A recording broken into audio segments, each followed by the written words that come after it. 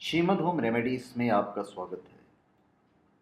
और हम आपको बताएंगे कि ध्यान लिंग क्या होता है।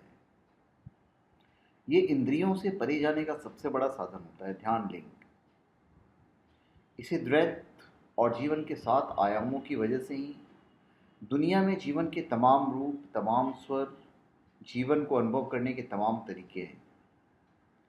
ध्यान लिंग इन सभी स्तरों पर अभिव्यक्त है, लेकिन इसका मकसद इंसान को इस द्वैत से परे जाने में उसकी सहायता करना है। हमारे सदगुरु जी हैं, उन्होंने इसका बहुत अच्छा विश्लेषण किया है।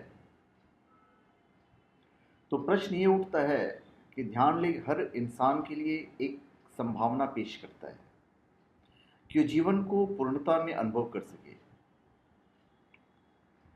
तो जो विचार है वो ये है कि ध्यान लिंग के पीछे जो विज्ञान है, हमें उसकी एक समझ पैदा करने की ज़रूरत है। योग परंपरा में जिसे हम शिव और शक्ति कहते हैं, वो पूरा पहलू जीवन के द्वैत के बारे में है।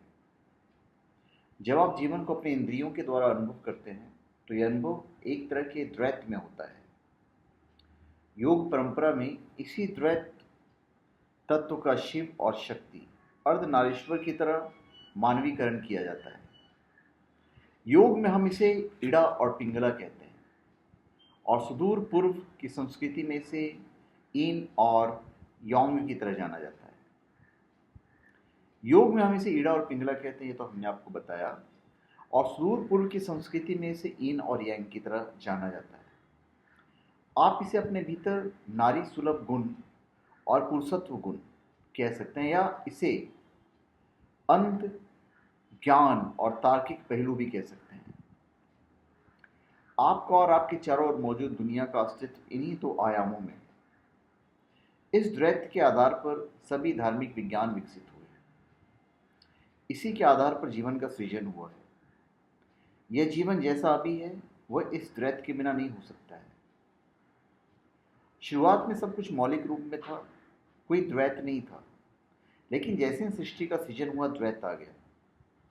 इस द्वैत का अनुभव करने और आपको इस तक सीमित रखने के लिए ही इंद्रियां हैं। आप हर चीज को अपने इंद्रियों से अनुभव करते हैं, देखकर, सूंघकर, चखकर, सुनकर और छूकर। ये इंद्रियां दुनिया में द्वैत बोध को दिखाती है और इसे दृढ़ बनाती है। रोशनी और अंधेरा, अच्छा और बुरा, सुखद और दुखद की समझ से हर चीज ज्यादा प्रमाणित लगती है। जैसे जैसे आप इंद्रिय बोध के साथ जुड़ते जाते हैं, सोचते रहते हैं और जीवन को अनुभव करते हैं, द्वैत और गहरा होता जाता है। तो क्या द्वैत गलत है? बात इसकी नहीं है। बिना द्वैत के सृष्टि नहीं है। सिर्फ इन विपरीत चीजों के कारण ही सृष्टि बनी है। लेकिन इस द्वैत के अंदर फंसे रहना एक समस्या है। अगर कोई द्वैत तक ही सीमित है तो वो नहीं जान पाता है कि उसके परे क्या है। तब ये आपके जीवन में एक बाधा बन जाता है। दुनिया में सारे सुखों का स्रोत द्वैत ही है। अगर विपरीत चीज ना हो तो कोई सुख नहीं होगा। साथ ही दुनिया के सभी दुखों का जड़ भी द्वैत है। सिर्फ इन विपरीत चीजों की वजह से ही इंसान दुख झेलता है। जीवन के सुख और दुख के अनुभव में फंसकर लोग जीवन द्वारा जख्मी हो जाते हैं।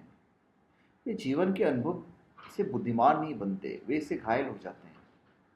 वे न तो इस द्वैत को संभाल पाते हैं और न ही इसके परे जा सकते। जब तक आपने खुद को इंद्रियों के अनुभव तक सीमित रखा है, तब तक आप इस द्वैत में बंधे रहते हैं। आप विवश हो जाते हैं। ऐसा लगता है कि इंद्रियां आजादी का जरिया है। दुनिया के सारे सुखों का स्रोत द्वैत ही है। साथ ही सभी दुखों का जड़ भी द्वैत ही है। सिर्फ इन विपरीत चीजों की वजह से इंसान दुख झेलता है।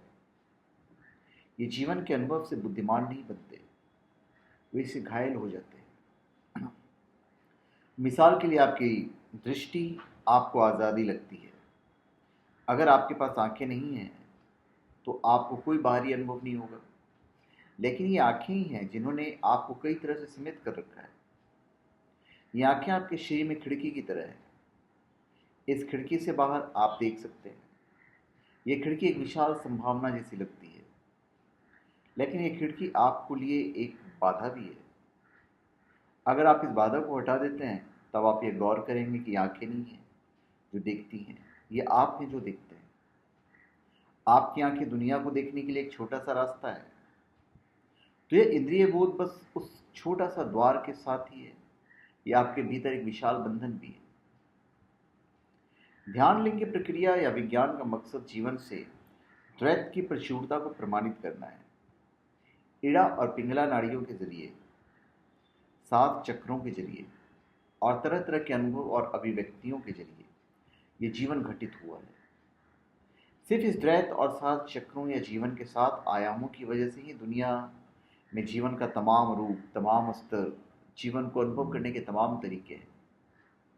ध्यान लिंग इन सभी स्तरों पर अभिव्यक्त है, लेकिन इसका मकसद को इस द्वैत से परे जाने में इसकी सहायता करना है।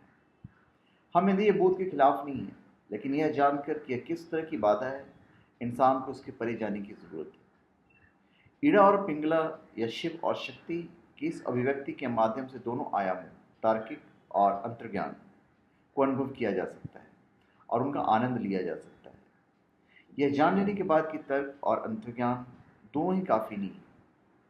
आपको यह जानना चाहिए जो इससे परे है, जिसे योग में हम प्रज्ञा कहते हैं, जहाँ न तो तर्क रह जाता और न ही अंतर्ज्ञान। फिर आपको दुनिया का सीमा बोध होता है, जिस तरह से वह है। आप जीवन को बस उसी तरह से अनुभव करते हैं जिस तरह से ये है, ना कि इंद्रियों द्वारा निकाले गए मतलब के जरिए।